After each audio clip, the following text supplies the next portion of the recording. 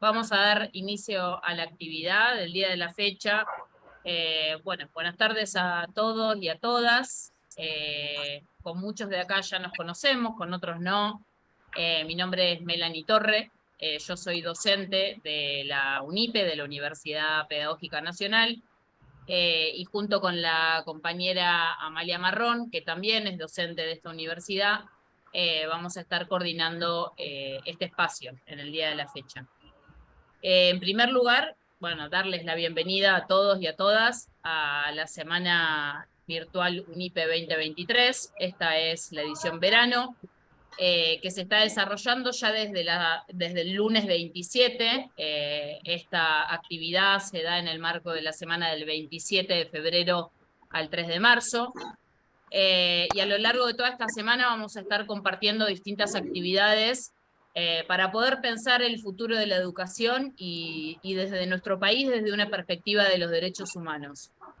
En el marco de estas actividades vamos a contar con distintas modalidades, dentro de las cuales va a haber debates, va a haber conferencias, presentaciones de libros, y en estas distintas actividades vamos a contar con la presencia de funcionarios, funcionarias, investigadores, investigadoras, compañeras y compañeras de los distintos espacios territoriales, docentes, actores y actores del sistema educativo, que la idea es que puedan aportar desde distintas perspectivas y desde sus distintos espacios para la Argentina que se viene.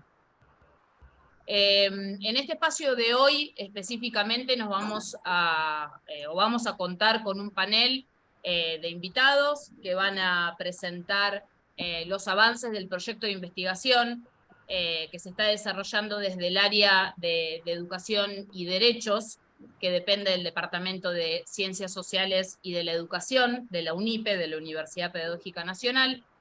Y este proyecto, que lo van a desarrollar en detalle los compañeros y compañeras del panel, se titula Derechos Humanos de Jóvenes y Adolescentes en Instituciones Educativas y Comunitarias en Contexto de Pandemia.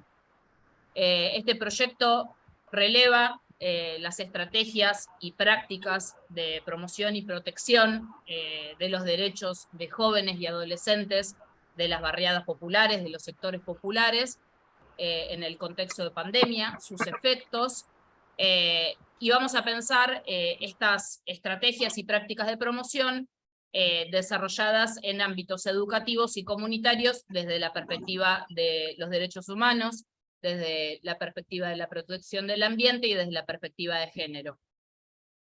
El panel con el que contamos, para ser bien breve y darle el espacio a los y las panelistas, cuenta con la presencia de Norberto Liski. Norberto es docente y director de la carrera de especialización en Educación, Políticas Públicas y Derechos de Niños, Niñas y Adolescentes, que se desarrolla desde el área de Educación y Derechos, dependiente del Departamento de Ciencias Sociales y de la Educación de la UNIPE. Dirige este proyecto de investigación, Derechos Humanos de Jóvenes y Adolescentes en Instituciones Educativas y Comunitarias en Contexto de Pandemia. Es docente en la Universidad Nacional del Nordeste, docente en la Universidad de 3 de Febrero, en la UNTREF, docente en la UBA, en la Universidad de Buenos Aires. Y asimismo, entre otras cosas, para no extenderme, es coordinador académico y docente en la diplomatura en Sistemas de Protección Integral de Derechos de Niños, Niñas y Adolescentes, las escuelas en la trama política interjurisdiccional, un convenio de la UNIPE, de la Universidad Pedagógica Nacional, con ATE, con UTE y con CENAF. En segundo lugar, contamos con la presencia de la compañera Carla Oviedo. Ella es integrante del equipo de investigación de este proyecto, Derechos Humanos de Jóvenes y Adolescentes en Instituciones Educativas y Comunitarias en Contexto de Pandemia. Carla es profesora de Historia en la Universidad Nacional de La Plata y especialista en educación, políticas públicas y derechos de niños, niñas y adolescentes, egresada de la Universidad Pedagógica Nacional, y es directora y docente de escuelas secundarias de la provincia de Buenos Aires. En tercer lugar, contamos con la presencia de Verónica Pedersen. Verónica también es integrante del equipo de investigación de este proyecto. Es docente en la Universidad Nacional del Nordeste, secretaria gremial del Consejo de Docentes e Investigadoras de la Universidad Nacional del Nordeste y especialista en docencia universitaria. Y por último, no contamos con su presencia justamente por el inconveniente de luz que hubo, pero bueno, va a intentar sumarse. La profesora María Ofelia Vázquez Gamboa, ella es codirectora de este proyecto de investigación, es profesora en la carrera de especialización en Educación, Políticas Públicas y Derechos de Niños, Niñas y Adolescentes, que se desarrolla en la Universidad Pedagógica Nacional. Es profesora de Políticas para la Infancia en el Profesorado de Educación Inicial en la sede de Derqui. Es docente en la Diplomatura de Sistemas de Protección Integral de Derechos de Niños, Niñas y Adolescentes. Y asimismo es coordinadora del Espacio de Integración Curricular y de Licenciatura en Educación a la Distancia en la Universidad de Burlingame. Bueno, esperemos contar con la presencia de María Ofelia si le vuelve la luz. La idea de este espacio es que sea un espacio dinámico, que sea un espacio de intercambio entre los y las participantes, los compañeros y compañeras que están conectándose, y los y las panelistas, por lo cual vamos a utilizar una primera parte de este encuentro para hacer una breve presentación o exposición de cada uno de los panelistas, de los integrantes del panel, y a continuación vamos a abrir un espacio de preguntas, de intercambio, de debate, como para que podamos tener este ida y vuelta entre todos y todas las que nos encontramos en este espacio. A medida, yo ahora le voy a ceder la palabra a la primera persona del panel, a Norberto, que va a iniciar con la exposición, pero más allá de esto pueden ir haciendo sus comentarios, preguntas o lo que fuera en el chat, y junto con Amalia lo vamos a recopilar para esta segunda parte de intercambio. Así que si Amalia no hay más nada, si te parece, Norberto, ya podríamos cederte la palabra para que inicies con tu presentación. Así es, comenzamos. Bueno, muy bien. Muchas gracias, Amalia. Muchas gracias, Melanie. Bienvenido para todas y todos los que están presentes y los que en el futuro puedan tomar contacto con lo que se trabaje en esta jornada. Uno podría hacer una presentación de una investigación haciéndose una pregunta. ¿Por qué se pone en necesidad académica investigar un fenómeno determinado? Y las preguntas que pueden surgir, o las respuestas que pueden surgir a las preguntas, son variadas, porque hay vacíos del conocimiento en la materia, porque se está frente a fenómenos nuevos que necesitan ser indagados, porque el transcurrir del tiempo genera preguntas nuevas a temas que tienen tradición e historia. Es decir, cuando un equipo se constituye para una investigación, tiene una primera etapa que es la de formularse las preguntas que van a darle sentido y orientación a la investigación que se propone. En este caso, el título del proyecto de investigación en sí está dando algunas respuestas a las preguntas que se abren dentro del fenómeno que la humanidad ha vivido durante 2 largos años recientes y cuyos efectos son de difícil determinación, pero que sí los podemos reconocer como muy variados y muy cercanos a realidades diversas Es decir, no hay homogeneidad en cuanto a los efectos de la pandemia del COVID-19. El proyecto ha elegido un modo de construir las preguntas para avanzar en la investigación y ha elegido hacerlo en clave de derechos humanos. Ha elegido que el universo sobre el cual nos aboquemos al desarrollo de la investigación sea la adolescencia y los jóvenes. Ha elegido que el territorio prevalente de esa investigación esté en la vida cotidiana de esos adolescentes y de las adolescencias, para decirlo más precisamente, en el contexto de las barriadas populares. Pero a su vez ha considerado que el proceso de investigación debería tener una territorialidad que le permita fijar algunos puntos de mayor grado de profundización. Y esa territorialidad, por un lado, es el campo de las instituciones educativas y en paralelo el campo de las organizaciones de la comunidad.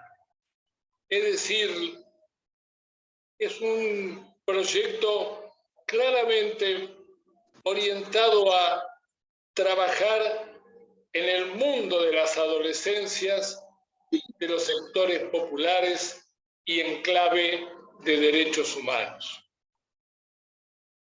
Podríamos explicar una primera parte de esta clave de derechos humanos en recordar que cuando hablamos de derechos humanos hablamos de la universalidad de derechos, de la integralidad de los mismos, de la intersectorialidad que reconocen, de la indivisibilidad de los derechos. Claro que, dicho en estas sintéticas expresiones que tienen una reconocida aceptación universal, tenemos que reconocer que la existencia de los derechos en declaraciones, en convenciones, en tratados, en normas, no siempre adquieren mecanismos activos de garantizarlos. Y frente a un hecho que conmovió a la humanidad, como ha sido precisamente la pandemia del COVID-19, las adolescencias de los sectores populares no fueron ajenas a tener efectos que les resultaron específicos. Y vamos a mirar un tema que necesariamente está en la vida actual de las adolescencias, que son las comunicaciones.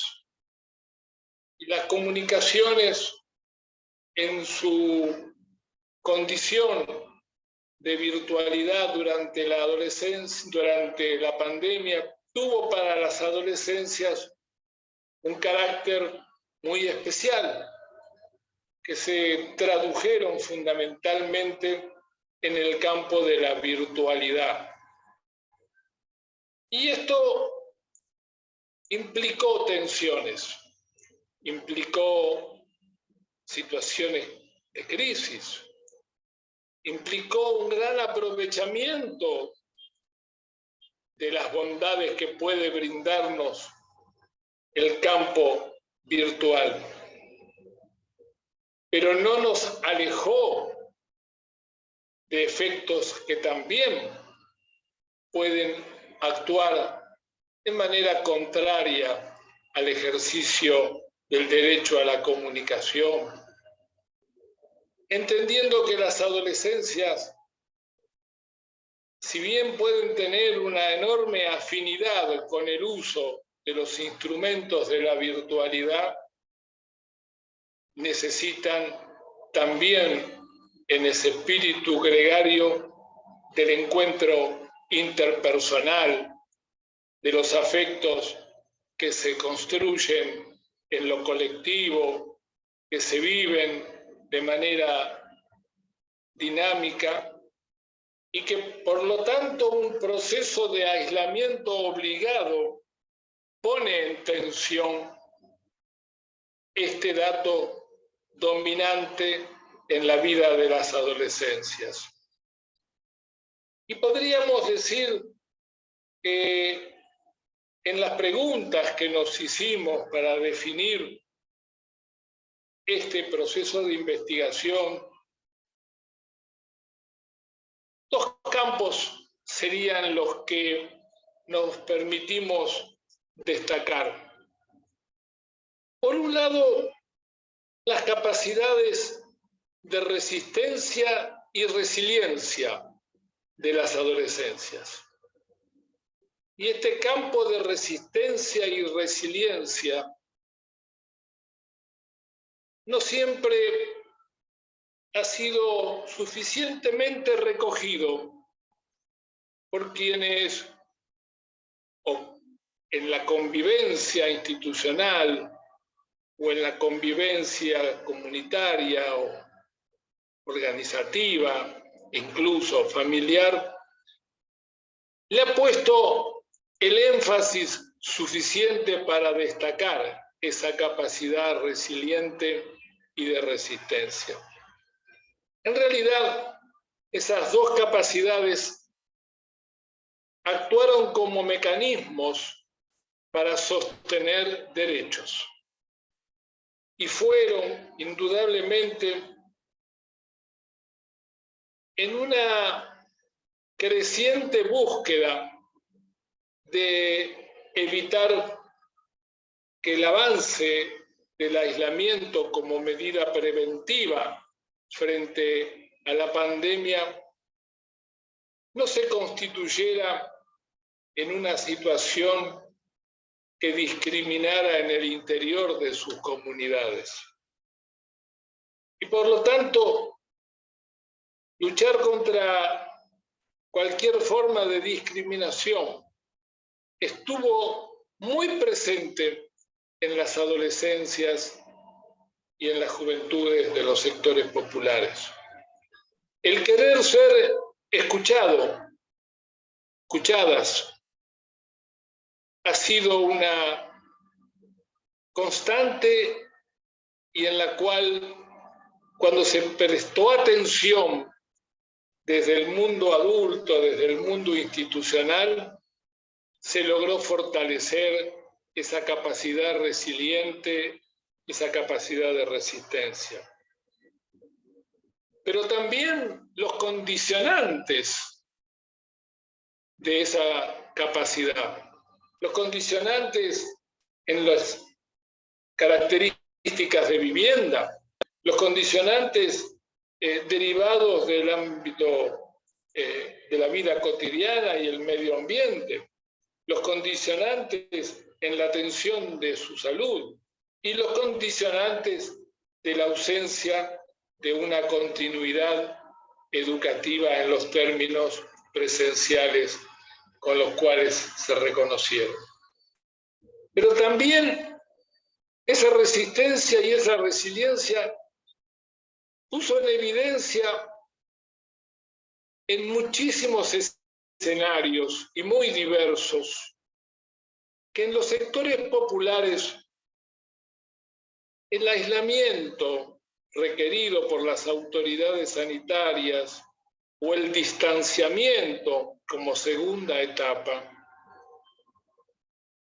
implicaba también la capacidad innovadora de actuar en coherencia con estas orientaciones de protección sanitaria, pero también hacerlo desde una convicción solidaria.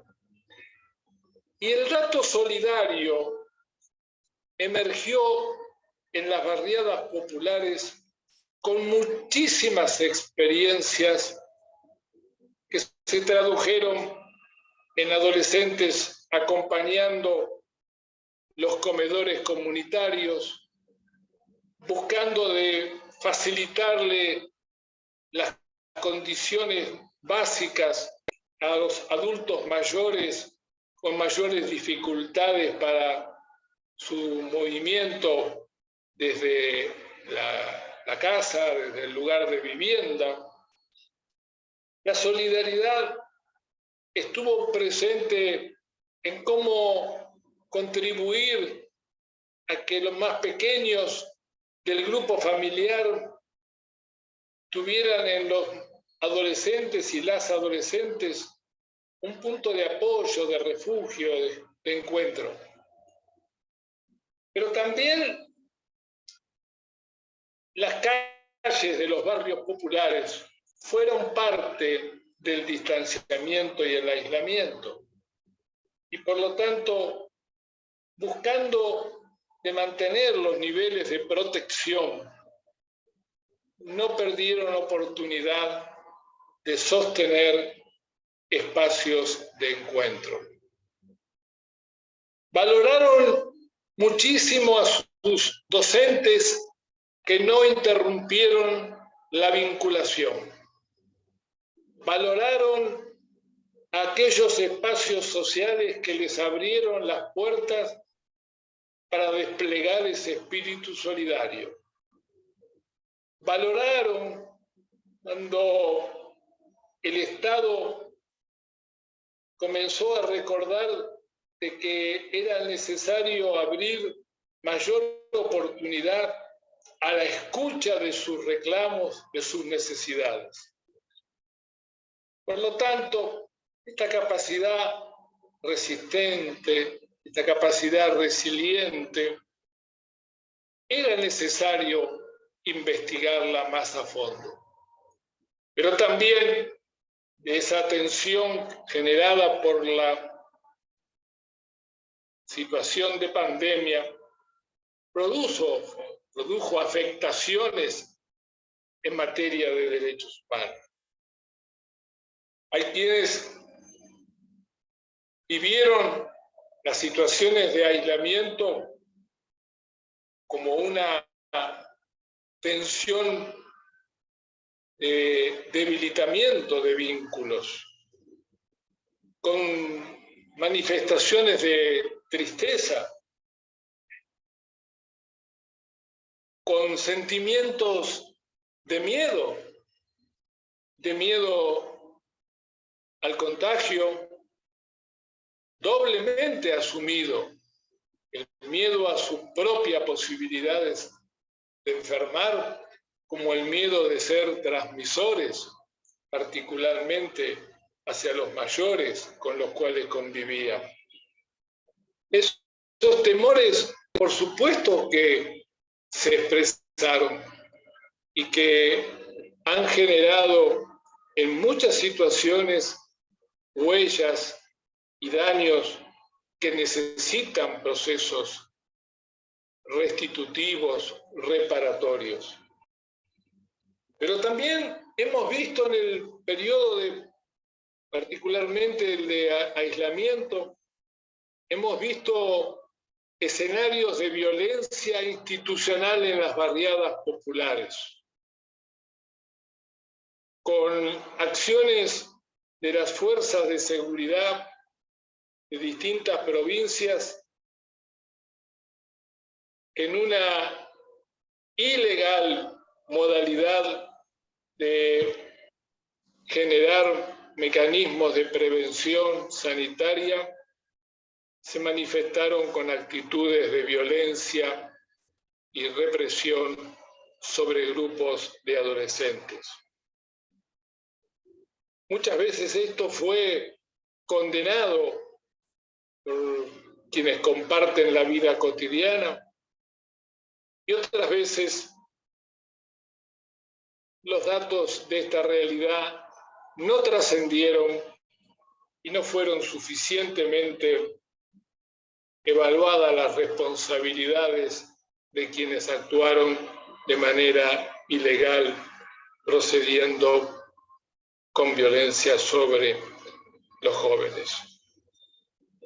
También entre las afectaciones se ha podido recoger sentimientos de culpa en lo que implica precisamente que los medios de comunicación en una primera etapa transmitieron de manera muy poco prudente y científicamente de baja calidad analítica la idea de que los niños y adolescentes no eran susceptibles de enfermar y sí susceptibles de contagiar, creó una sensación de muchísima incertidumbre. Esta incertidumbre prolongada afectó las emociones, afectó el campo psicosocial y por lo tanto también en este terreno es preciso poner atención. Y por último, ya mirando la perspectiva educativa, cuando hoy la mayoría de las provincias y a nivel nacional se proponen y se establecen programas destinados a recuperar la participación de los adolescentes y las adolescentes en la continuidad del ámbito educativo, sin duda es porque la pandemia generó discontinuidades dentro de un contexto en el cual la escuela secundaria es la que ofrece mayor vulnerabilidad en este tema. Recordando que desde la ley de educación nacional y para todas las provincias, la escuela secundaria pertenece desde el año 2006 a la obligatoriedad del ciclo de estudio que debe garantizar el Estado Nacional y los estados provinciales. En este contexto es donde pensamos este proceso de investigación. Seguramente, como toda investigación, tiene un dinamismo que surge de los distintos territorios y se ha elegido esa diversidad como campo de análisis. Por eso tendremos la mirada desde Resistencia Chaco, la mirada desde la provincia de Buenos Aires, tanto en el conurbano como en el registro de localidades del interior de la provincia, y también del ámbito sur de la ciudad de Buenos Aires, que tiene la mayor concentración de pobreza y que pertenece a un grado de gravísimas desigualdades dentro del mismo espacio jurisdiccional. Entonces tendremos en las próximas intervenciones la posibilidad de mirar más de cerca la metodología con la que se ha elegido desarrollar el tema que estamos planteando. Se va a poder analizar los productos que hasta el presente tenemos para compartir y seguramente en el transcurso del año 2023 irá concluyendo esta investigación que seguramente, junto a otras de muy buena calidad que otras universidades y centros de estudio han considerado de importancia, podremos encontrar mayores respuestas para aquellas preguntas que aún no han tenido suficiente posibilidad de encontrar caminos de fortalecimiento en el ejercicio de sus derechos. Esta es entonces la fase introductoria y los por qué abrimos el camino de esta investigación. Muchísimas gracias y continúan ustedes. Adelante, Amalia. Sí, muchas gracias a vos, Norberto, por esta introducción que de por sí ya es sustanciosa para ir componiendo los contenidos principales con los cuales organizar nuestras preguntas, y ahora les vamos a dar paso a las compañeras Carla Oviedo y Verónica Pedersen, que van a comentar la parte, o sea, un poco el meollo, la cocina de la investigación, porque van a tratar de contarnos acerca de los procesos metodológicos con los cuales hemos estado produciendo y avanzando. Así que no sé cómo se organizaron, cuál va primero, si Verónica o Carla. ¿Carla? Bueno, sí. Adelante entonces. ¿Me escuchan bien? Sí. Bueno, no quería retomar un poco las palabras de Norberto en principio. Esto de que los jóvenes, ¿no?, ya estigmatizados, ¿no?, por ser jóvenes, en la pandemia, ¿no?, se les agregó una estigmatización más, que era ser, ¿no?, los posibles transmisores de ese virus que afectaban más a la gente adulta. Y en ese sentido,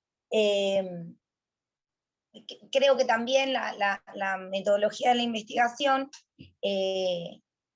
está bueno para retomar esto de lo que decía Norberto, los espacios de participación, y que esos jóvenes y adolescentes puedan volver a ser escuchados y poner en palabras, ¿no?, cómo ellos vivieron esa etapa particular que, bueno, que nos tocó a todos.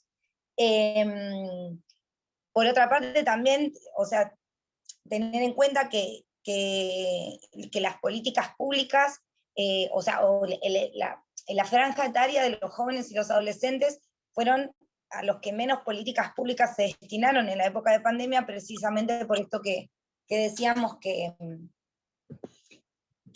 afectaba, ¿no?, que se creía que afectaba más a la gente grande. Entonces me parece que retomar, ¿no?, las voces de los jóvenes tiene el valor de la participación y de ponerlos a ellos a contar su propia historia. Bueno, dicho esto, nosotros nos estamos manejando metodológicamente con entrevistas y encuestas que construimos entre todos en las reuniones que hacemos con el equipo de investigación. Más o menos cada 15 días nos reunimos y, bueno, coordinamos cómo vamos a ir, coordinamos, porque ya las tenemos coordinadas, cómo vamos a ir llevando adelante estas encuestas y entrevistas que hicimos a los actores claves de estos territorios que fue mencionando Norberto, directores de escuelas, referentes de organizaciones sociales, equipos de orientación escolar, personas de los servicios locales que forman parte de la promoción y protección de derechos. Además, digamos, de los jóvenes y adolescentes, hicimos todas entrevistas a quienes trabajaron con ellos durante el periodo de pandemia. Y bueno, la idea de estas entrevistas es ir describiendo, ¿no?, la percepción de esos actores en los distintos territorios que eligió la investigación. Entonces, bueno, me parece que lo central es eso, ¿no?, de recuperar las voces esos actores que le pusieron el cuerpo, ¿no?, a la pandemia, porque por ahí lo que se ve mucho en las entrevistas es esto, ¿no?, que desde las instituciones nunca se dejó de poner el cuerpo, ¿no?, que fue como una ficción el aislamiento obligatorio, porque, bueno, era la necesidad de encontrarse con ese otro para cuidar y para proteger, ¿no?, sobre todo en las instituciones educativas. En las entrevistas se nota mucho eso, ¿no?, que se perdió la escuela como un espacio de cuidado que era necesario recuperar, y que los equipos de orientación, los directores, los referentes territoriales también en los barrios, bueno, rompían ese aislamiento, ¿no?, para ir a sostener a esos estudiantes o a esos jóvenes. Así que bueno, no sé si Vero querés agregar algo más respecto de esto que estaba diciendo.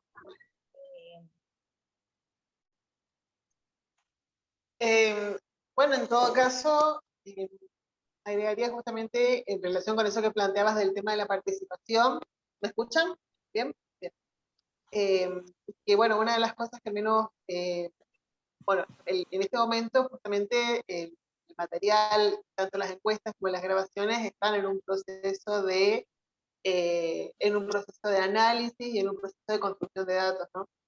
Y una de las primeras cosas que pudimos percibir fue justamente un alto grado de vulnerabilidad social, económico-social justamente en la barriada, a partir de toda esta situación. Y bueno, a pesar de toda esa situación también, en relación con lo que planteaba justamente Norberto, la necesidad de estos jóvenes, justamente de seguir encontrándose, de poder seguir justamente trabajando su propia voz. Una de las cuestiones que al menos a mí me pareció interesante percibir, o al menos yo percibí en las entrevistas, es el agradecimiento, más que el agradecimiento es la valoración justamente de tener un espacio, o que les brinden un espacio para hablar sobre sus propias experiencias.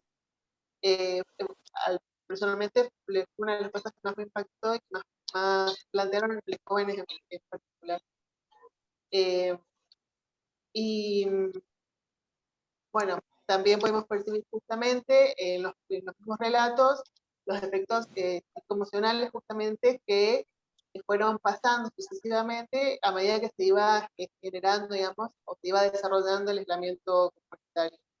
Y en ese aspecto justamente esas estrategias, como bien decía Carla, las estrategias que fueron generando para sobrellevar una situación de soledad, de aislamiento, esta cuestión de alejarse de un lugar que para ellos está muy relacionado con el compartir, como es la escuela, y también con el tema del cuidado, como es la escuela, fue bastante evidente. Y bueno, y las estrategias justamente que, como bien decía Carla, las mismas escuelas fueron generando, desde llevar los cuadernillos, acercar eventualmente los cuadernillos de nación, acercar eventualmente trabajos prácticos impresos por los propios docentes o los mismos docentes de la escuela, el acercamiento muchas veces, digamos, en ese proceso de tratar de sostener también un poco esa función social más histórica, más tradicional de la escuela, está relacionado con esto del derecho a la educación y la formación, digamos, sostener el cuidado a través del acompañamiento con los módulos alimentarios, y también este otro acompañamiento con justamente con estas otras estrategias que están más relacionadas con los pedagogos. Y bueno, fue muy interesante escuchar cómo se fueron alternando, digamos, y cómo se fueron promoviendo diferentes estrategias en los diferentes territorios. Sí, agrego una cosita más, porque nosotros estamos hablando todo el tiempo de la voz de los jóvenes y de las percepciones de los jóvenes, de cómo vivieron, y eso realmente fue algo que se discutió mucho en el grupo de investigación, cómo diseñar esas encuestas y esas entrevistas, ¿no? Para que se invite al diálogo, se pueda promover un espacio de escucha, pero con el fin de cuidar que esos adolescentes no vuelvan a traer, ¿no? a ese presente los sufrimientos que tuvieron durante la pandemia. Eso me parece también relevante porque fue algo, digamos, que estuvimos trabajando, ¿no? Para no generar, digamos, una revictimización, quizás, de los jóvenes, ¿no? Ni también, digamos, entrometernos en su intimidad, digo, no, pareciese que es, digamos, fácil la confección de una entrevista, pero, bueno, cuando tratamos con jóvenes y cuando queremos ser cuidadosos de sus derechos, es un trabajo, digamos.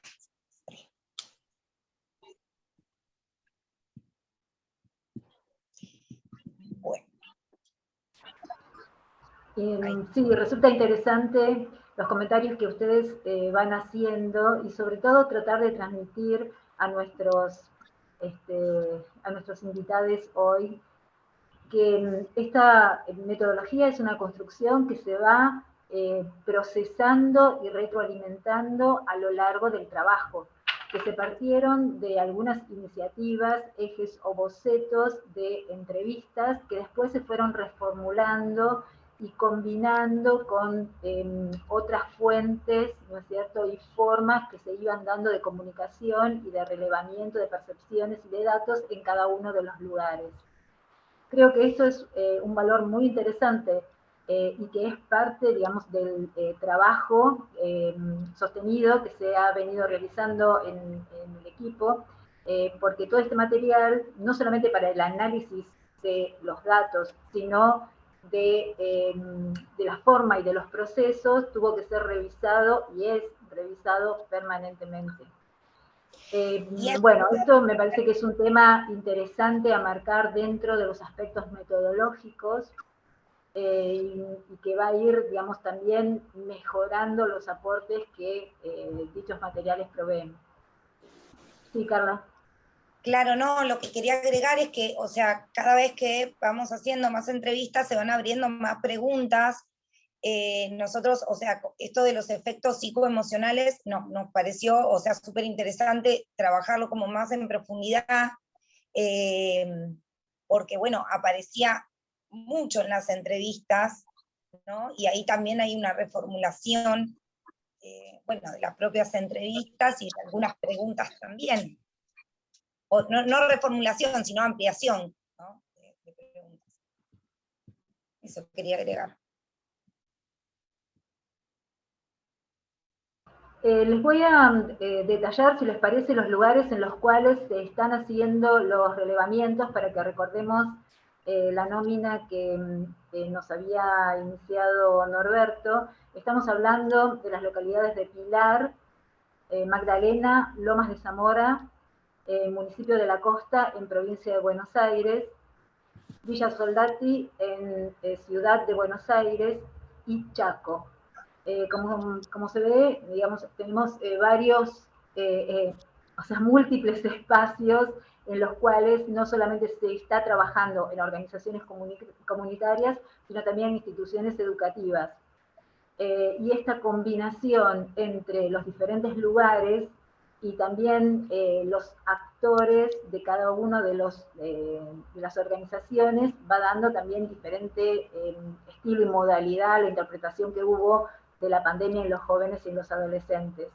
Para llegar a fijar estos lugares también hubo un proceso bastante extenso en el cual se fueron clasificando y tratando de ubicar a aquellos que nos permitían una continuidad con el trabajo, o sea, con el trabajo de comunicación con las personas de ese lugar y también una continuidad analítica. Entonces hubo que por ahí sacar, por decirlo de alguna manera, de los espacios de observación y en los cuales se recogen materiales, algunos para tomar aquellos que justamente tienen esta posibilidad de digamos, de proveer buena información y de tener una continuidad con los investigadores en cada uno de ellos.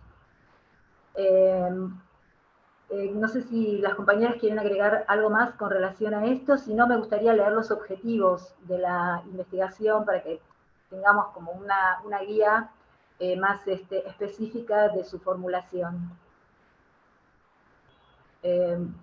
Bueno, paso entonces a comentar que nuestro objetivo general es relevar y sistematizar información acerca de estrategias y prácticas de promoción y protección de derechos de adolescentes y jóvenes de sectores populares en el contexto de pandemia y sus efectos, desarrolladas en ámbitos educativos y comunitarios en localizaciones de Argentina. Y esto con la perspectiva de derechos humanos, protección del ambiente y enfoque de género. Específicamente trabajamos para relevar las condiciones de desigualdad agudizadas por la pandemia y sus efectos en la vida de las adolescentes y jóvenes de sectores populares. Indagar acerca de estrategias y prácticas de promoción y protección de derechos de adolescentes y jóvenes desarrolladas por instituciones del sistema educativo, efectores de política pública con incidencia local y organizaciones sociales y comunitarias. Y también identificar estrategias de resistencia, solidaridad, desarrolladas en el marco del protagonismo y la participación de adolescentes y jóvenes.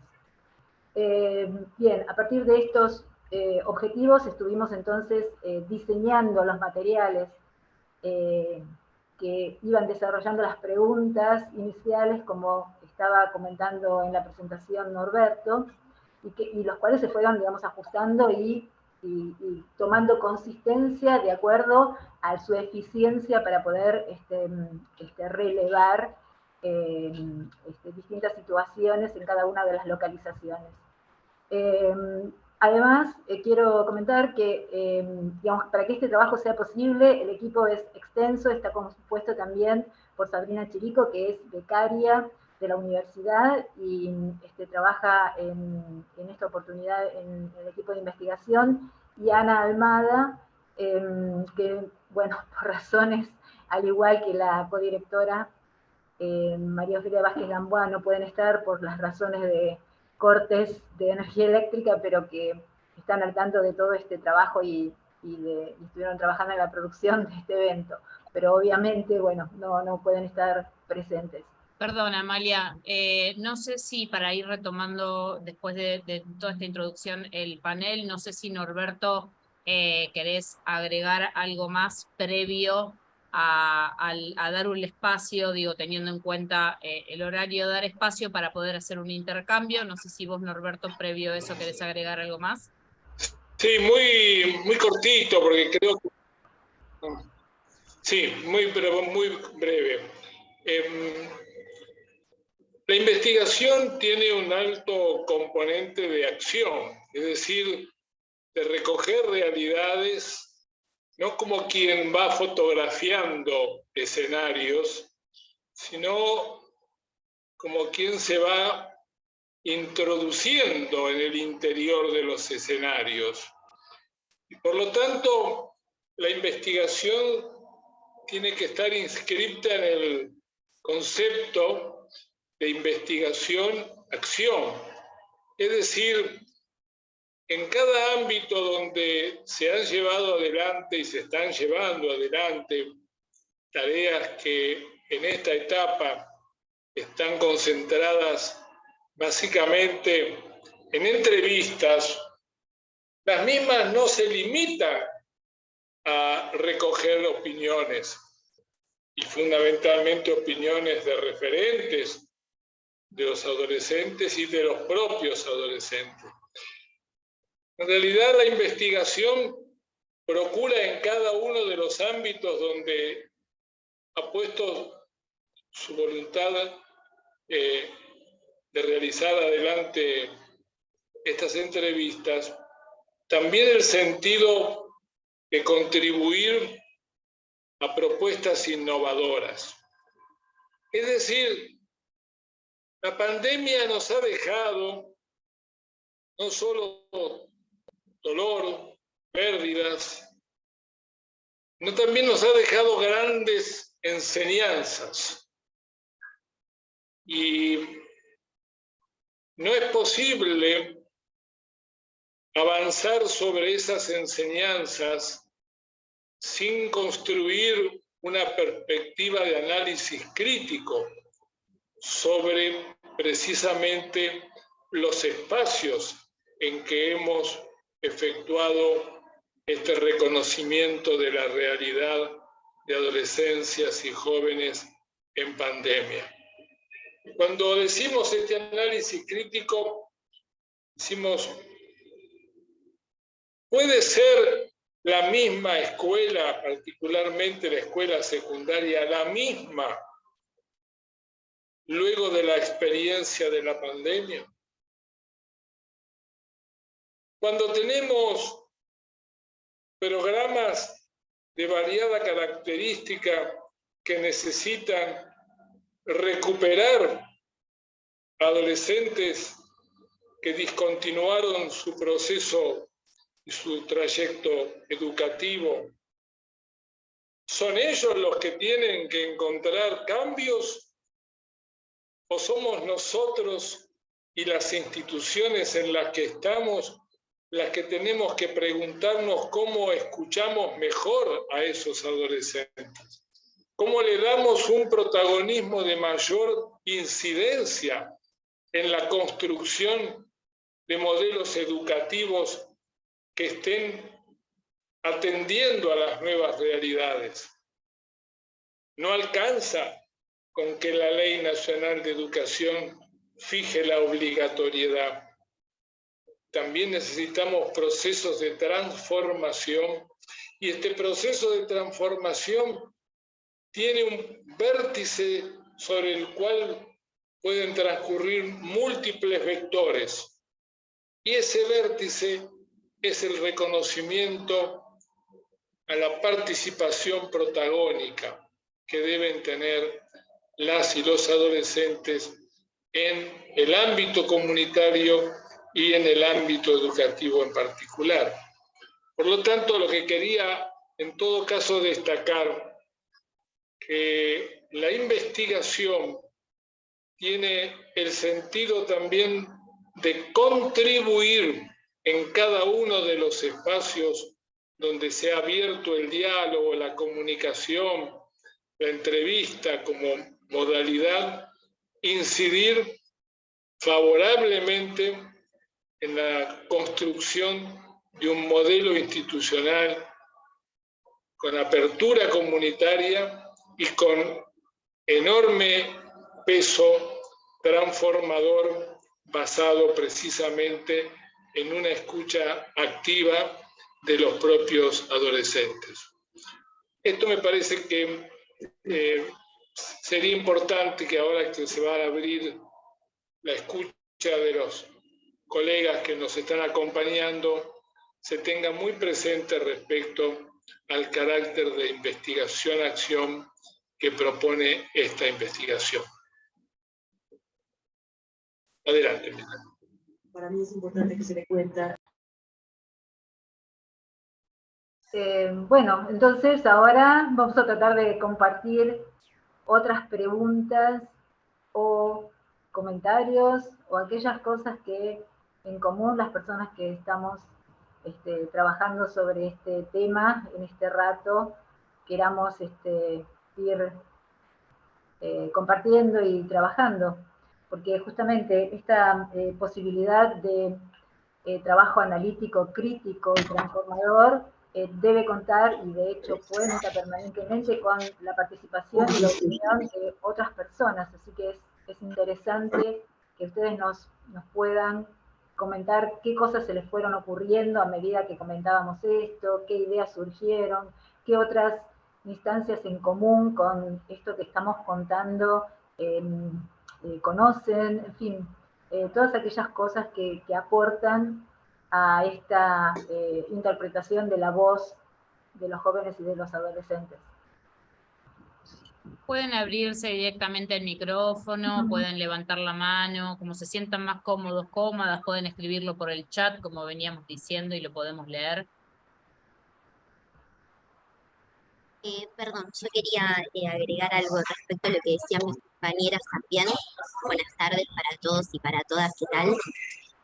Me quedaba pensando, ¿no?, en esto que conversábamos a veces en las reuniones de equipo, que, o sea, respecto a las brechas materiales que se exacerbaron y se expresaron y se notaron muy abruptamente durante la pandemia, también se suman las brechas en el orden de acceso a la información, a los dispositivos, ¿no? Cuando me tocaba ir a hacer entrevistas en la escuela o preguntarle a los estudiantes qué se habían sentido vulnerados sus derechos, ellos me decían, bueno, en casa era difícil conectarse, había solo un dispositivo, éramos 4 personas. Mismo las capacitaciones a los docentes, ¿no? Las docentes a las cuales entrevisté me decían que, bueno, que también ellas estaban atravesadas por la pandemia y la sobrecarga de actividades tanto en el hogar como las laborales, y que quizás no estaban garantizadas las condiciones para que los docentes pudiéramos dar clases de calidad y sostener ese vínculo con los estudiantes, que a pesar de esas adversidades igual se llevó adelante. Y otra cosa que me quedo pensando es algo que también decía Claudia Bracci en uno de los seminarios de la especialización que hicimos en políticas públicas y derechos humanos de jóvenes y niños y niñas, niños y adolescentes, que ella dice que es muy importante, ¿no?, recuperar y sistematizar las prácticas en pandemia, porque, y esto es un poco nuestro objetivo en la investigación, porque recuperar esas prácticas y sistematizar es un aporte valioso para pensar, ¿no?, de modo interdisciplinario los desafíos formativos de las nuevas generaciones. En este sentido, lo que decía Norberto me parece interesante e importante que no se pierda, de que la escuela no es la misma después de la pandemia, ¿no? Se han incorporado nuevas tecnologías, nuevas habilidades. Esto también de que me resuena mucho en los jóvenes y en los adolescentes, ¿no?, que hoy, atravesados por las redes sociales, por estas nuevas formas de comunicación, son tratados como usuarios y no como ciudadanos. Entonces, son cuestiones que a mí me resultan de fundamental importancia para todos los agentes que trabajamos en la escuela, en las comunidades educativas, en los barrios, ¿no? Cómo garantizar este nuevo derecho, que es un derecho a la conectividad, al acceso a los dispositivos, porque hoy, no sé, el primer día de clases en la provincia de Buenos Aires, todos los estudiantes decían con la emoción, ¿no?, de volver a la escuela, y recordaban en el aula lo triste que había sido ese aislamiento y esa pérdida de contacto con la escuela, ¿no?, con este umbral que atravesamos en muchos casos en los años más pequeños, en el contacto con la escuela, con los docentes. Digo, y esa escuela post pandemia me parece que necesita que hagamos este balance de cómo ha sido la escuela en la pandemia. Entonces, un poco eso, en borrador, estas ideas me queda pensando. Gracias.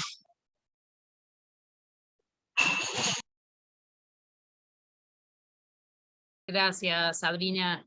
No sé si el resto de los compañeros, compañeras que entraron, Marina, bueno, que estuvimos conversando al inicio, hay compañeros y compañeras de Soldati, hay compañeros de Rosario, está Brenda Campbell de Rosario.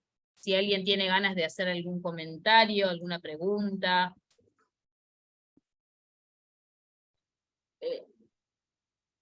En el mientras tanto, acá Rosmarí Chuquimia, que es una compañera del barrio de Villa Soldati, del frente, trabaja con jóvenes y adolescentes en el Frente Social Migrante, hace un comentario en el chat. Hoy alguien exigió un apoyo de salud mental en los colegios por el miedo a volver y el miedo a morir. Los niños fueron los que tomaron claramente que la pandemia era algo malo.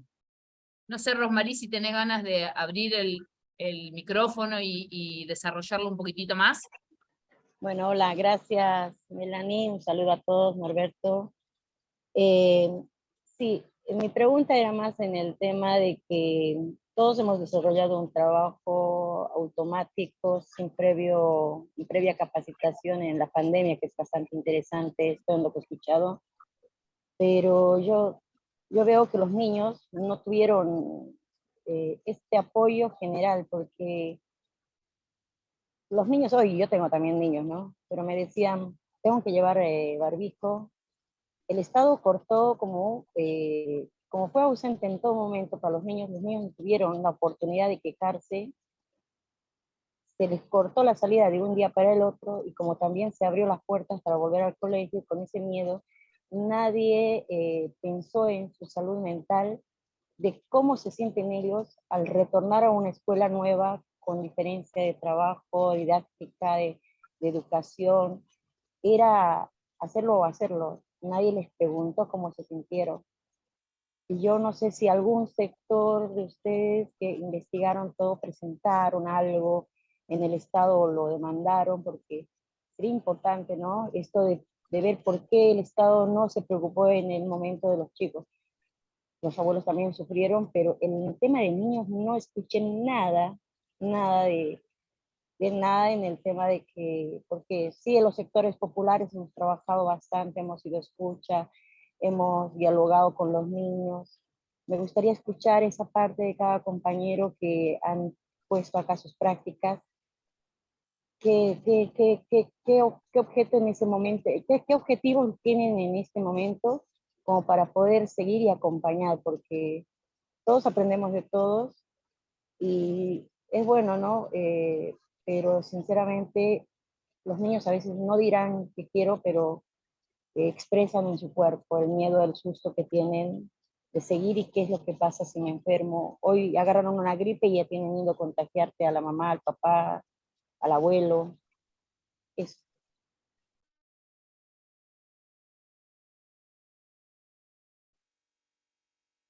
Gracias, Rosmarie. No sé si alguna de las compañeras o Norberto quiere...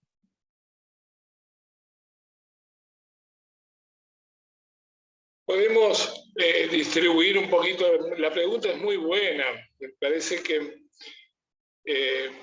Rosmarie nos está interpelando dentro de esta investigación de qué manera la escuela se ha preparado o se está preparando para sostener los efectos negativos que ha dejado la pandemia en el plano emocional, psicológico, conductual, y que esto indudablemente requiere de estrategias de trabajo que en primer lugar reconozcan la existencia de esta realidad. Lo peor que puede ocurrir frente a los efectos de una situación de tanta gravitación en la vida personal, colectiva, en la vida de los pueblos y de la humanidad entera, lo peor que puede ocurrir es que las instituciones se reabran y crean que nada de lo que ha pasado deja huella. En primer lugar, es muy bueno lo que plantea Rosmarie, porque efectivamente la vuelta a la vida más normal de las instituciones educativas y a instituciones sociales de otra naturaleza tiene necesidad de establecer dinámicas, recursos que atiendan efectivamente los efectos negativos de la pandemia en el ámbito psicológico. Creo que, en primer lugar, la medida indispensable que se debe adoptar es la de crear condiciones de escucha. Es garantizar que la escuela no solo se reabre para atender a la implementación de los programas de estudio, sino que también se reabre con un espíritu de apertura sincera, efectiva, real, de escuchar las voces adolescentes. Y el escuchar las voces adolescentes nos permite actuar no según criterios predeterminados en gabinetes profesionales, sino actuar atendiendo a realidades que están expresadas por los propios adolescentes. Y por lo tanto, esto implica definir modelos de intervención, criterios y sistemas de trabajo que no partan de planificaciones que se han efectuado independientemente de la escucha, sino que esas planificaciones hoy tienen la necesidad de conectarse con amplificadores de las voces adolescentes y establecer respuestas que no siempre se resuelven en modos tradicionales de la asistencia psicoterapéutica, que puede ser requerida en algunas circunstancias. Pero lo prevalente es el clima que se genera en el colectivo, el clima de acogimiento que da el ámbito educativo y las organizaciones sociales. El clima de acogimiento que implica cuidar, pero sobre todo implica abrir espacios de participación real y efectiva. Las escuelas necesitan de docentes que han podido transitar este último tiempo con reflexiones que al desarrollar su tarea pedagógica también han incorporado un pensamiento crítico que les permite revisar sus propias prácticas. Y sus propias prácticas implican encontrar mayores espacios de acompañamiento, construcción de vínculos y mejores modalidades en la transmisión del conocimiento y en la construcción de los distintos saberes. No es que la escuela pierde, por lo tanto, el sentido pedagógico, no es que se aleja de los instrumentos didácticos. Lo que necesita es que el pensamiento que deriva de esta práctica post-pandémica nos dé también oportunidad de cambios, de transformaciones. En los últimos días, y me permito tomar debates públicos, en los últimos días trascendió públicamente que en la provincia de Buenos Aires se estaba discutiendo un proyecto de reforma de la escuela secundaria, que entre otras definiciones modificaba el criterio de la repitencia. Y realmente a esta altura la repitencia es un dato anacrónico, antiguo, de una escuela elitista, de una escuela excluyente.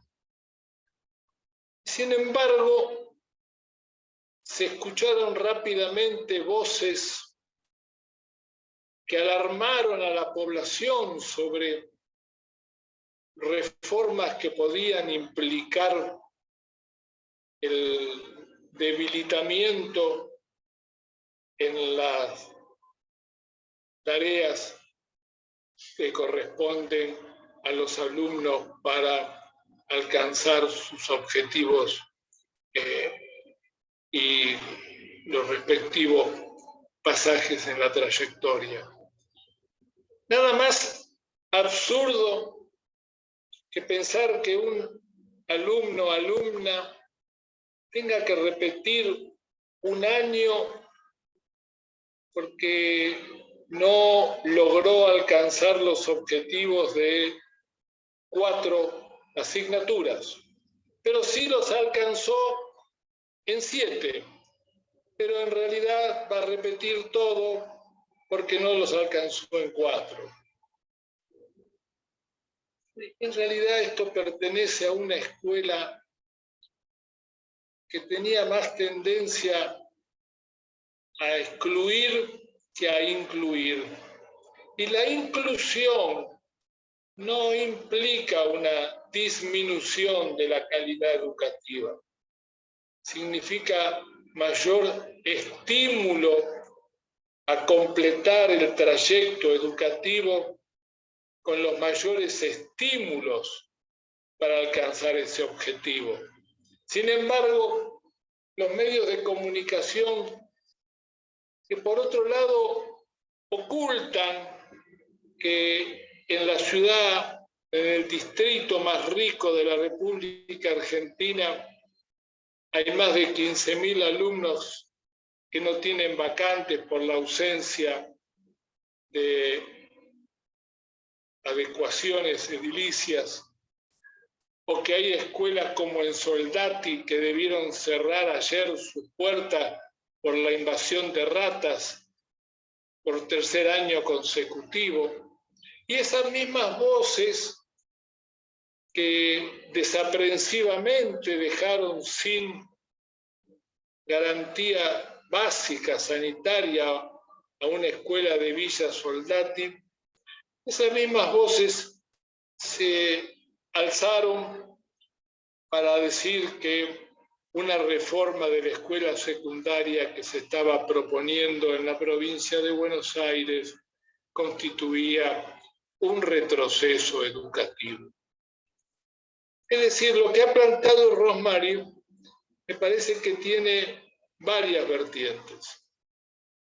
El cuidado de la salud mental es un cuidado transdisciplinario.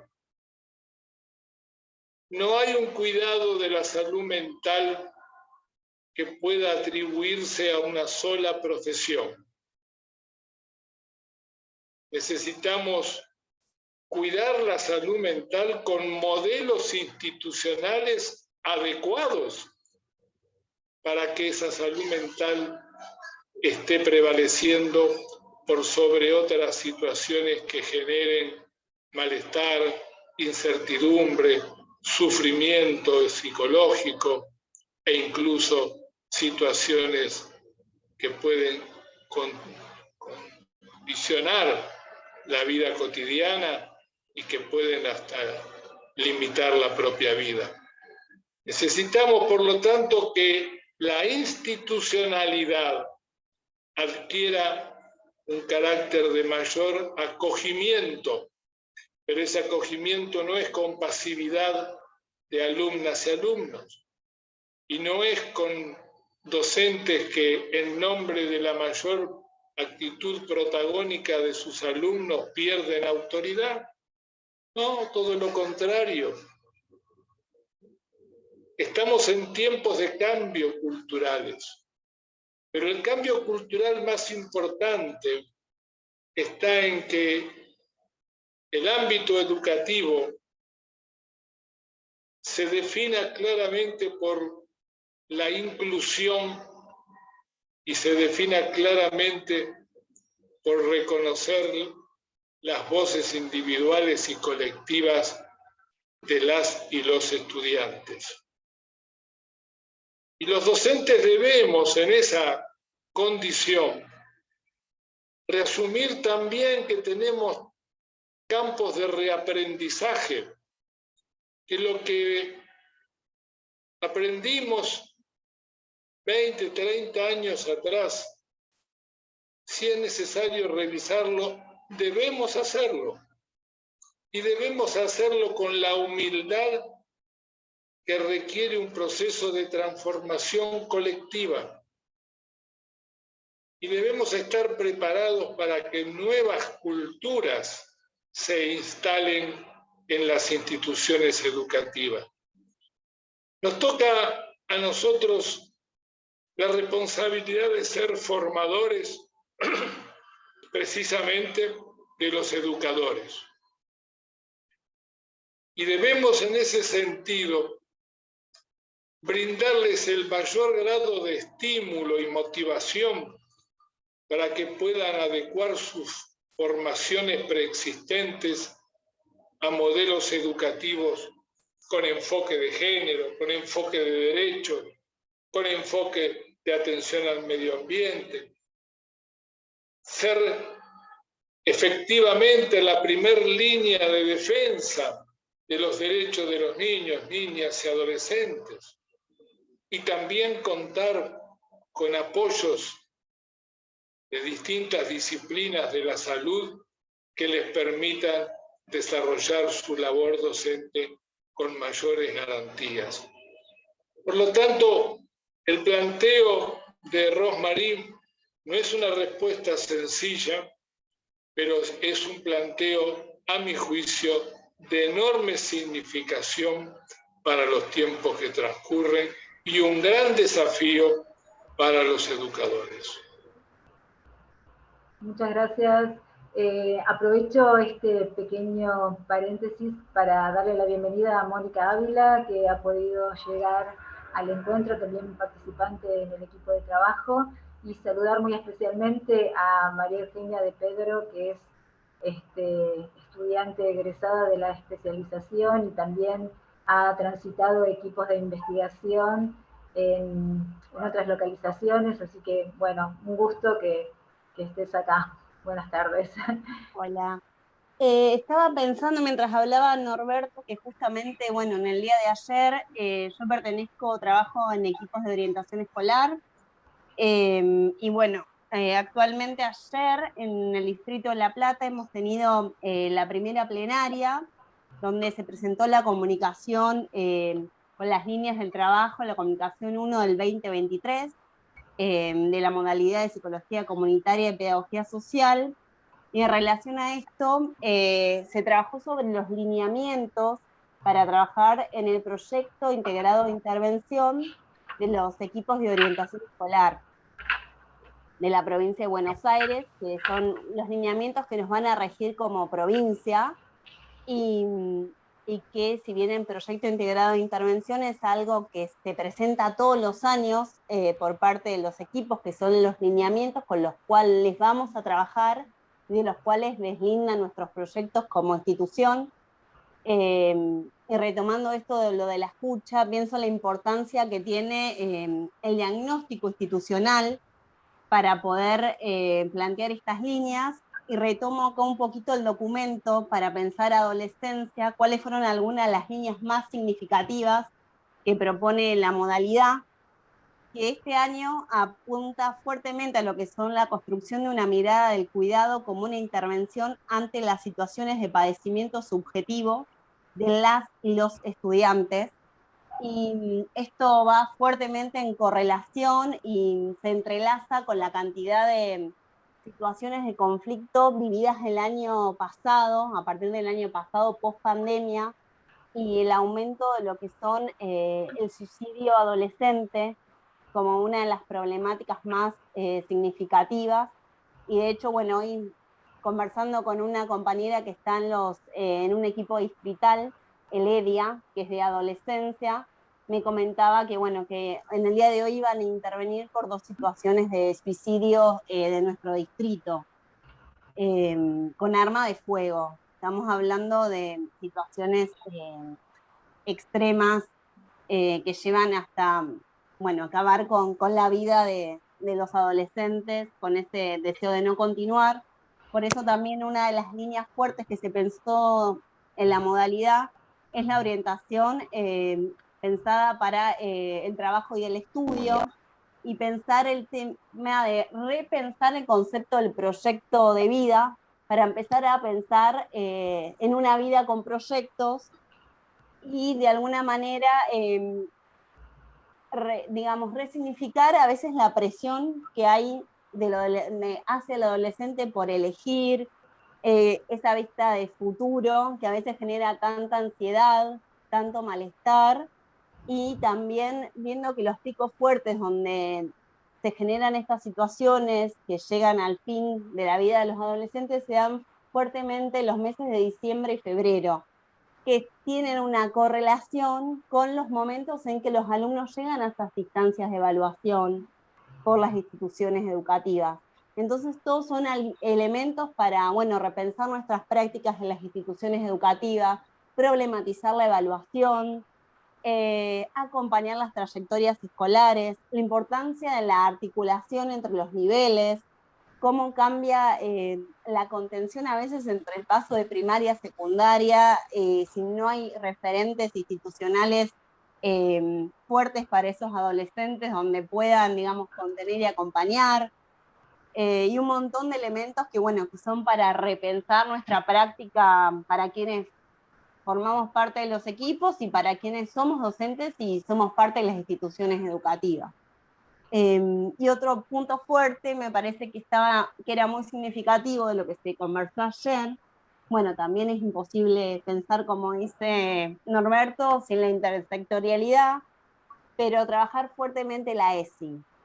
La ESI creo que es un pilar fundamental para acompañar a los adolescentes, a los niños, en todas sus etapas vitales, y creo que hay que seguir militando la ley y generando prácticas educativas que impulsen estas prácticas en un marco de derecho, de corresponsabilidad, de respeto, desde una mirada de género, y son elementos que, bueno, que son para repensar, son para charlar con los compañeros, poner en debate, convocar a las familias, conocer a las comunidades, pensar qué ofrecemos y por qué lo ofrecemos como institución educativa al momento de armar nuestro proyecto integrado de intervención. Interesante. La comunicación, si la quieren, alguien la quiere buscar, está en la página del ABC, es la comunicación 1 del 23, y está para todos los niveles educativos. Acá la comparto, pero está. Tiene de título Comunicación 1 del 23, líneas de trabajo en las estructuras territoriales de la psicología, de la pedagogía comunitaria y psicología social para el ciclo lectivo 2023. Bien, gracias. No, Verónica, habías estado levantando la mano. Sí, justamente escuchándolo a Norberto y escuchándole a la compañera, me pareció muy interesante esto de a las compañeras inclusive, porque Rosmatilde, la verdad que es cierto, es una muy buena pregunta. Pensando en esto que planteaba Roberto, el cuidado de la salud mental implica un cuidado transdisciplinario, y me gustó esto de con modelos institucionales adecuados.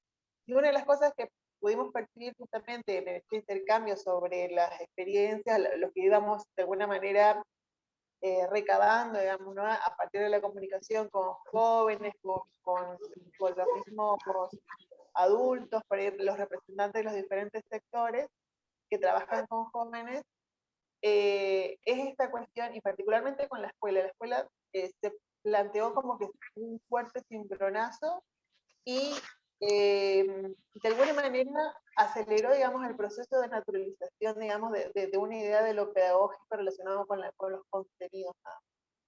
Y también, aunque parezca mentira acá en Chaco, al menos en la escuela con la que estoy trabajando,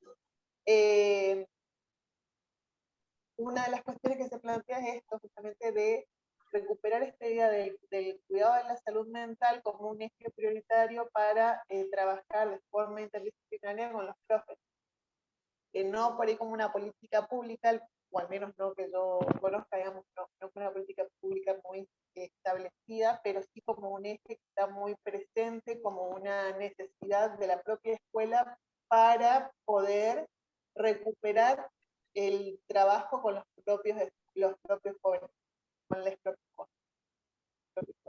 Entonces, una de las cosas que me pareció muy, muy relevante en esas charlas fue eso, el proceso de naturalización de cómo se entiende la institución educativa.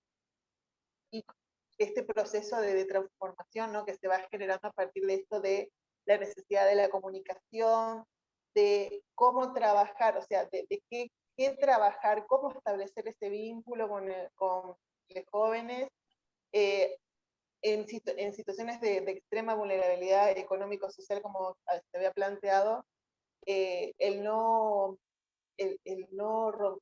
buscar sostener el vínculo y el buscar recomponer un vínculo que todavía sigue siendo una cuestión muy, muy presente, aún después de esto que conocemos como la pandemia, y de hecho está el tema, digamos, en particular en cuestión. Y bueno, básicamente eso es.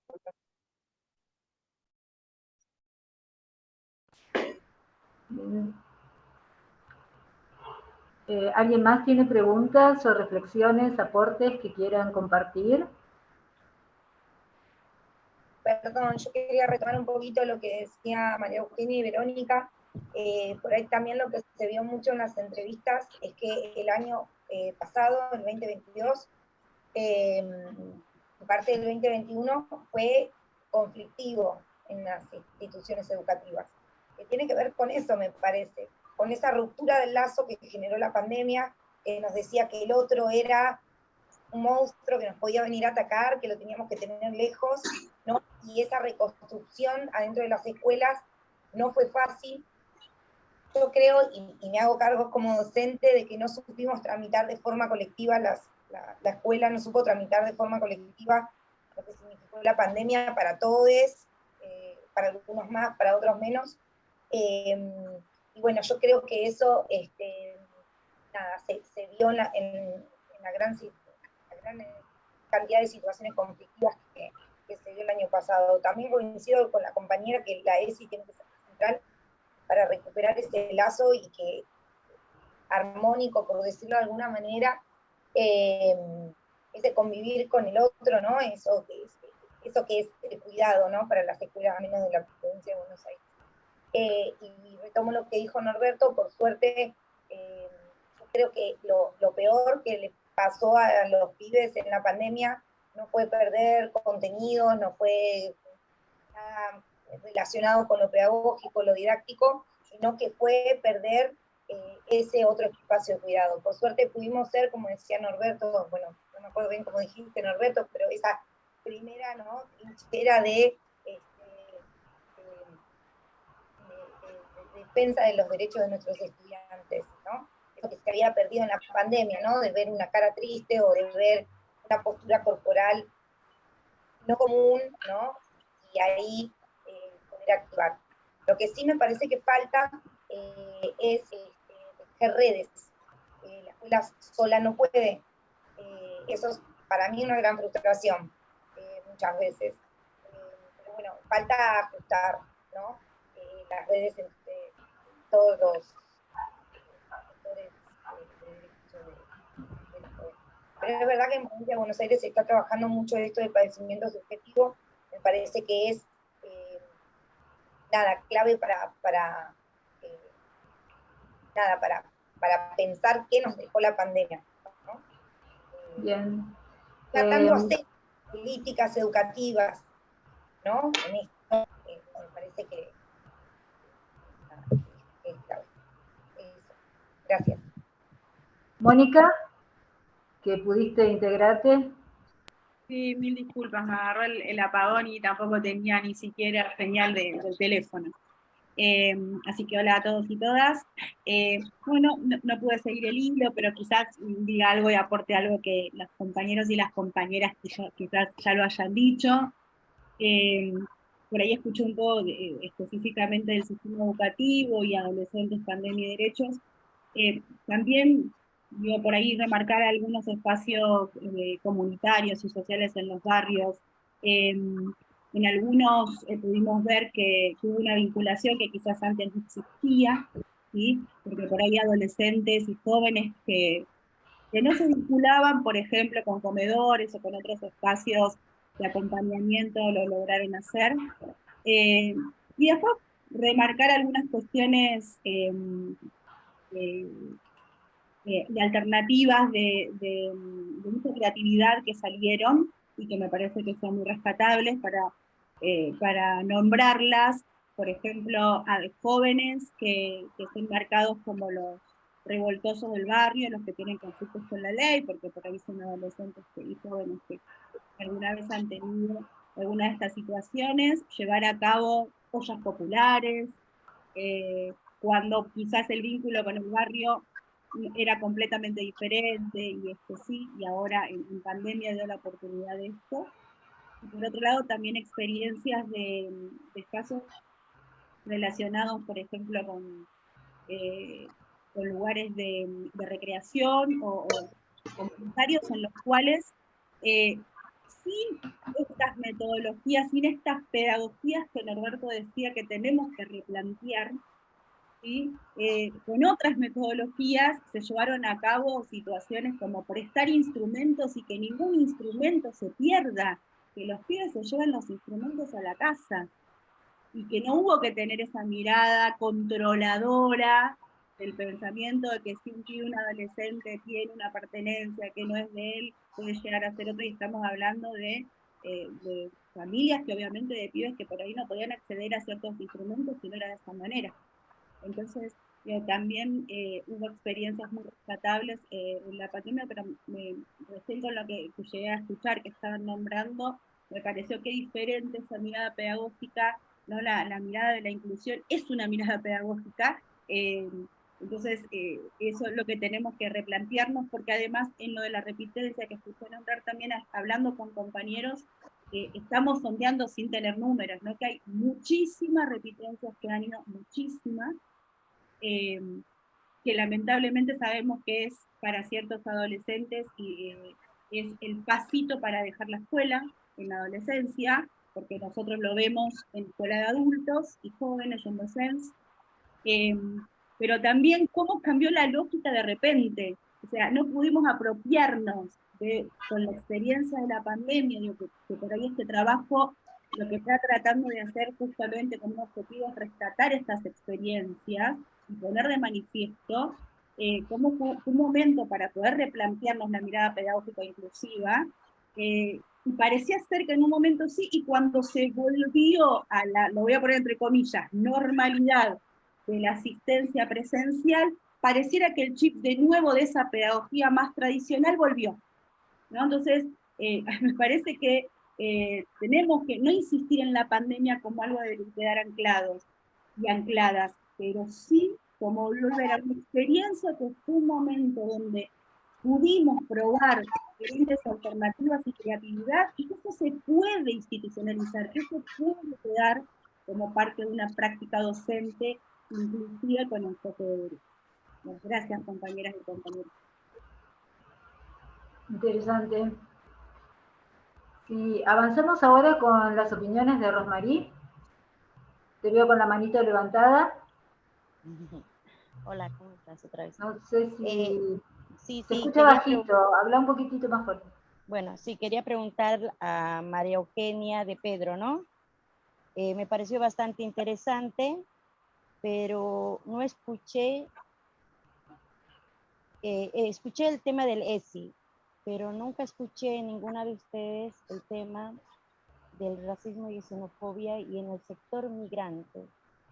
No escuché algo, porque hablamos de inclusión y yo hoy día no veo recuperar a los niños que han dejado el colegio.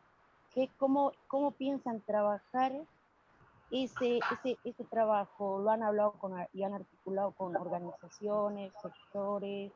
Me gustaría saber si hay alguna modalidad para poder incluir el cambio cultural que hubo, porque muchos han migrado, hay un flujo migratorio, hubo mucha xenofobia, se sintió, porque yo trabajo en el sector migrante, y los niños lo sintieron, y se sintieron discriminados, muchos de ellos, y también en la salud mental que tuvieron de que pasaron 2 años tan grandes y volvieron tan crecidos que ya no retornaron más al colegio por la vergüenza de que volver al mismo curso o volver al aula y pasan de estatura, cómo se está trabajando o cómo están haciendo una prevención, como se puede decir, qué proyectos o objetivos. Me gustaría escuchar mucho porque escuché algo sobre María. Bien. Rosemary, en realidad el trabajo es muy artesanal de cada institución educativa. Me refiero a que la idea de tener los proyectos integrados de intervención que regulen el modo en que vamos a trabajar, más que regulen, no, que planifiquen cómo nos gustaría trabajar, también depende, bueno, vamos a trabajar sí con problemáticas en relación a la interculturalidad. Bueno, pensar qué tipo de interculturalidad tiene esa comunidad educativa. A lo que voy es que la ESI también contempla respeto a la diversidad y está pensada por niveles y está pensada según a veces diferentes lineamientos que se mandan desde la provincia. Yo creo que es fundamental, y esto es una opinión mía, no está escrita en ningún lado, que uno tiene que trabajar también pensando propuestas que tienen que ver con el trabajo artesanal y el conocimiento de la comunidad que uno recibe. Generalmente en secundario se está impulsando mucho, más en secundario y en nivel inicial, lo que tiene que ver con propuestas de las ferias de naciones, donde cada alumno pueda preparar y socializar con el resto de la comunidad educativa sus tradiciones familiares, sus raíces, digamos, la culturalidad que también se viva en ese hogar, pero digo, lo que cada escuela propone tiene que ver también con lo que cada escuela, digamos, considera que es más apropiado. Yo coincido con vos que hay que trabajar mucho con el respeto a la diversidad cultural, que también no es solo una cuestión de la diversidad cultural, sino hay muchas cosas, muchas situaciones que generan violencia y hostigamiento verbal, que hace que los alumnos no quieran volver a una institución. O sea, de hecho, es uno de los problemas o problemáticas a continuar trabajando. Pero digo que no hay un lineamiento específico para que baje un protocolo de los pasos a seguir, sino también eso lo tiene que, en el diagnóstico institucional, contemplar como una variable significativa a trabajar. Irá eso en lo que la institución educativa considere como más apropiado para ese grupo. Pero sí me parece muy importante esto que planteás, porque es verdad, yo lo veo en mis alumnos, hay muchas familias migrantes, mucho desarraigo. Acá dice más claro, ay, se me fue porque estoy con el celular lo que escribió la compañera, pero bueno, sí pueden ser charlas, pueden ser propuestas. Habían venido el año pasado un material de ESI donde había diferentes situaciones de hostigamiento escolar y en una, para que los alumnos reflexionen, y uno de los tópicos que tenía esa situación a reflexionar tenía que ver con la discriminación por una situación de un compañero migrante. Pero bueno, eso lo verá cada escuela y cada propuesta, pero no es que hay, por lo menos que yo conozca, ningún lineamiento exclusivo, por lo menos para este año, en relación a eso. Sí, las charlas y sí los debates. También es verdad que en segundo ciclo, a partir del segundo ciclo de primaria, se puede trabajar en los consejos de aula, en el armado de un cuaderno de reflexiones donde se junten semanalmente a ver qué situaciones han pasado en relación a la convivencia escolar, porque otro de los puntos fuertes a trabajar para este año es la convivencia escolar. Uno chiquitito, ¿hay algún relevamiento de algún relevamiento que se hizo en el tema de xenofobia y racismo por los niños o a los padres o algo alguna vez se hizo?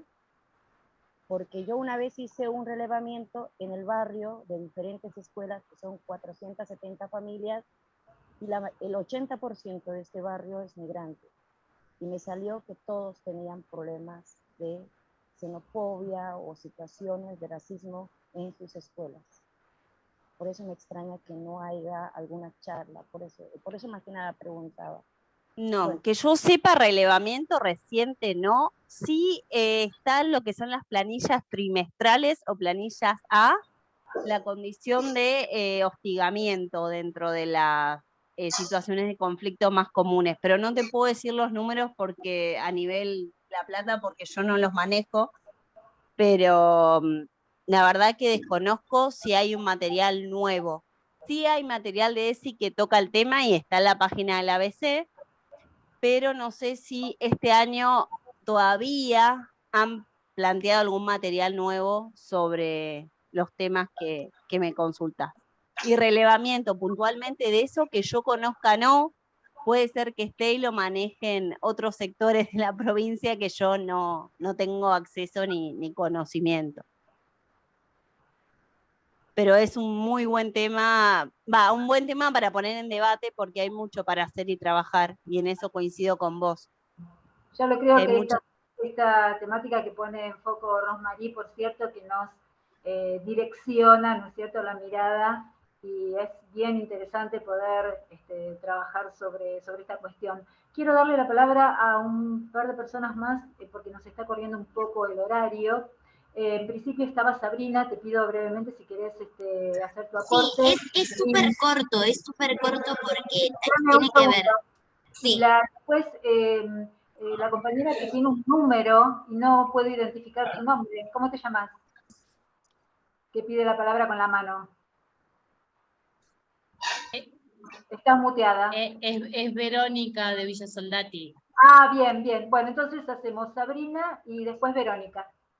Sí, me quedé pensando en que todas estas problemáticas que también surgen en las reuniones del equipo, me parece que tienen que ver, y a mí me resuena mucho porque me tocó hacer el estado del arte de la investigación, y en todos los informes, tanto de Naciones Unidas, de ONU, de UNESCO, de otras universidades, lo que era reiterativo era la concentración de la riqueza que se exacerbó durante la pandemia, porque no todos perdimos durante la pandemia. Hubo sectores que concentraron la riqueza y a partir de esto también entre los sectores de jóvenes lo que se reiteraba en estos informes era que avanzaban durante este aislamiento los discursos de odio, de individualismo, ¿no? También asociados a la xenofobia, a la discriminación, a la exclusión. Por eso es muy importante que desde nuestros roles reforcemos esta pedagogía de la inclusión, de las redes, de la comunidad, porque hay toda una avanzada de esos sectores muy poderosos, grandes empresas, medios de comunicación, que durante la pandemia se vieron muy beneficiados. Y lo último que quisiera aportar, que me quedó a mí de este relevamiento de estudios y de informes que se hicieron durante la pandemia y observaron los efectos de la pandemia, el caso de los suicidios en los adolescentes. Había leído, lo tengo anotado, que en provincia de Buenos Aires solamente entre el año 2021 y 2022 hubo solo en la provincia de Buenos Aires 121 suicidios adolescentes. Más allá de este número, de esta cifra, digo, que aportaba también la compañera María Eugenia, de estos casos recientes, y hace poco en las noticias también 2 jóvenes argentinos en España que también se suicidaron, digo, estos son los efectos de la pandemia, ¿no? Y estas son las consecuencias de quizás haber nombrado este aislamiento social obligatorio, ¿no? De ver al otro como una posible amenaza. Me quedaba pensando en eso y de lo que había leído. Gracias. Muchas gracias, Verónica. Desmuteate, así podemos escucharte. Vero, ¿sabés qué tenés? Porque vos estás en el celular, tenés que tocar abajo, no sé si a la izquierda o a la derecha. Ahí está. Sí, ahí te muteaste de vuelta. Tocá de vuelta donde habías tocado. Ahí está, ahí. Bueno, yo quisiera hablar un poco de ESI, un segundito nada más.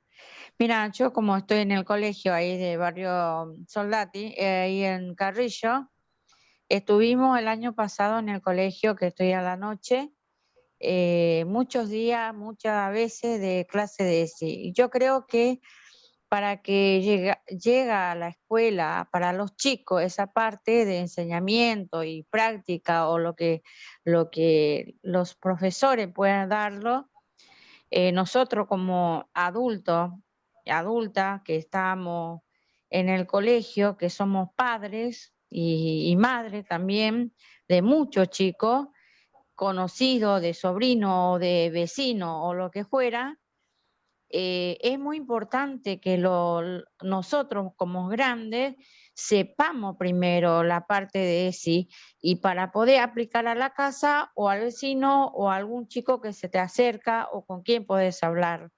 Entonces, a la escuela después hablarán los profesores, pero es muy importante la base de cada hogar. Eso solamente quería agregar. Bien. Estamos ya sobre el cierre de este encuentro. Norberto, ¿querés hacer algún comentario? Norberto, estás muteado, ¿eh? Ahí está. Gracias.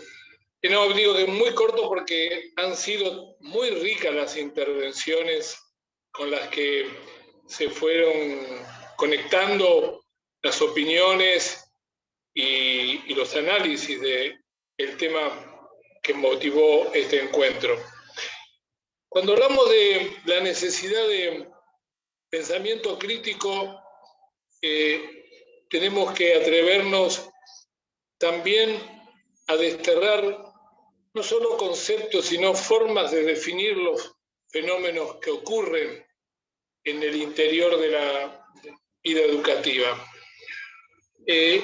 Todavía utilizamos conceptos o denominaciones como el alumno repetidor, el alumno desertor, y más recientemente buscando un neologismo anglosajón, incorporamos bullying.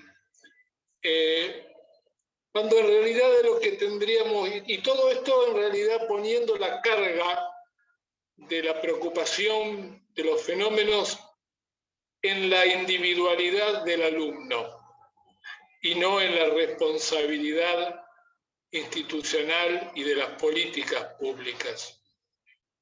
Este es un campo necesariamente de debate, porque, y para ir cerrando, cuando se dan cifras de más de 100 situaciones de adolescencia quitándose la vida y tantos otros en situaciones de autolesiones, claramente es porque han atravesado un momento crítico sin encontrar un punto de apoyo que les permitiera revisar esa crisis. Y en la realidad de las escuelas de los barrios populares, el factor discriminatorio está altamente presente, a veces con formato de xenofobia, a veces con estigmatizaciones de carácter sexual, pero finalmente lo que hay es una actitud institucional que habilita las prácticas discriminatorias. Me parece que ahí está uno de los temas que en materia de derechos humanos tenemos que abordar. Un ejemplo concreto. La Defensoría del Pueblo de la provincia de Buenos Aires está llevando un proyecto a la Dirección General de Educación y Cultura para incluir un mayor énfasis en la lucha interna, institucional, contra las distintas formas de discriminación. Y este es un tema esencial en materia de derechos humanos. Y creo que dejemos de enmascarar las situaciones conflictivas institucionales otorgándole responsabilidades individuales a los propios alumnos y generemos debates como el que hemos tenido en el día de hoy, promoviendo revisiones críticas de la organización institucional y de los valores y principios en los que se sostiene esta vida institucional. La pandemia, en este sentido, es una fuente inagotable de enseñanzas de las cuales no deberíamos perder la oportunidad para revisar en profundidad los esquemas institucionales y de las propias organizaciones de la comunidad. Me parece que ha sido realmente muy rico los aportes y nos ha ayudado a mirar esta investigación desde una perspectiva mucho más amplia que la que teníamos hasta este momento. Así que, de mi parte, muchas gracias a todos los que han participado. Igualmente adherimos a tus palabras y nos sentimos muy acompañados y enriquecidos por los aportes, las reflexiones que nos llevan a seguir trabajando y profundizando en la investigación. Así que muchas gracias a todos. Melanie, no sé si quieres despedirte. Bueno, entonces la seguimos la próxima. Nosotros, nuestro equipo va a estar trabajando el día viernes, también en otro foro, ¿no es cierto?, sobre salud mental. Sí, quedan todos y todas invitados también a un segundo espacio que se hace también desde el área de educación y derechos, en donde vamos a trabajar en relación a uno de los temas que surgió hoy acá, que es la salud mental de los jóvenes y adolescentes en los barrios populares. Así que vamos a estar enviando el enlace con el flyer a cada uno y a cada una de ustedes para que pueda participar en el caso de desear hacerlo, para continuar con este debate. Así que bueno, les agradecemos, les mandamos un beso grande y gracias por participar. Bueno, y gracias por todo. Gracias. Adiós a todos. Adiós.